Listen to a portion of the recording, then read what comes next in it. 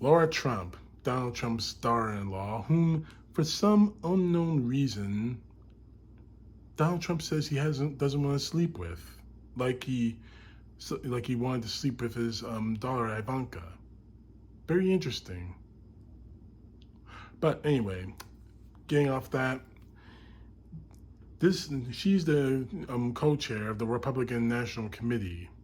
It might as well be called the Trump National Committee, considering the fact of what they've done unto the RNC over the last few months. Anyway, she's made the threat that she wants to send troops, literal military troops, soldiers, to polling places across the country for this coming election. We all know this is a dog whistle to the MAGA idiots out there, the ones with the guns. They want the RNC, the Trump NC, National Committee, wants the same thing that we saw what happened in Russia when soldiers were going into voting booths, making sure that Vladimir Putin was the one they voted for. We all know that's what the whole case is. We all know that. But here's the thing. That's not going to happen here in this country. For two reasons. One, Trump, you're not the president. Unless you win this election, you're not the president. You and your idiotic daughter have no authority to send military troops anywhere for any reason. So that little threat of yours is going to dead end.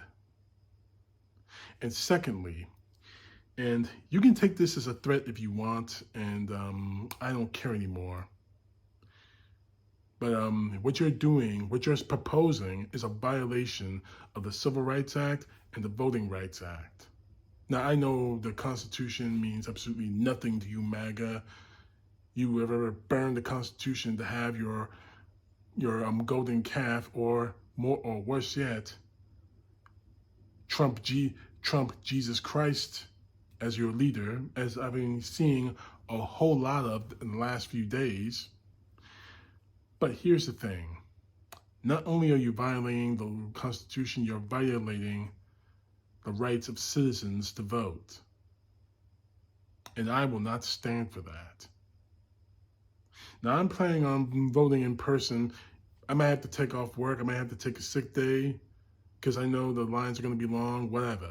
But I'll do what I got to do to vote in this election. And I am not going to allow anyone to intimidate me, to harass me, or anything else. If I even see one MAGA hat harass anyone looking to vote, even if, well, especially harassing them if they don't plan to vote Trump. Now, again, take this as a threat if you want. I will have that individual arrested on the spot. Now, I'm not a police officer. I don't have the authority to arrest anyone, but let's just say I can make a few phone calls to people who do. And just in case, I'm putting up the phone number for the FBI Civil Rights Division in the description below. And I have it actually, and my advice to you, as I do, have it on your speed dial on your cell phones when you go to vote. This is not a game. These people are not playing games. They're going to do whatever it takes to get Donald Trump back in office, illegally or otherwise. But heed my warning, MAGA. I see one MAGA harassing any voter for any reason. You don't want to know what happens next. Don't let Donald Trump destroy the rest of your lives by going to prison for the man. He isn't worth it. And as for you, Laura Trump, again, you have no authority to send military troops anywhere in this country. Your father has no authority to do that. This is nothing more than a dog whistle to your idiotic Trump supporters who are just aching. They're just waiting for a reason to pull the trigger. And that's all they want, to pull the trigger and damn whoever it is or whatever reason it is. Hell, they've already made threats against me. I'm sure they made threats against everyone out there watching this video. This whole past weekend, I got inundated on social media about how Donald Trump is sent by God. I mean, this photo of Donald Trump hanging on the cross, Donald Trump supporters are celebrating it. This is how deadly serious the 2024 election is.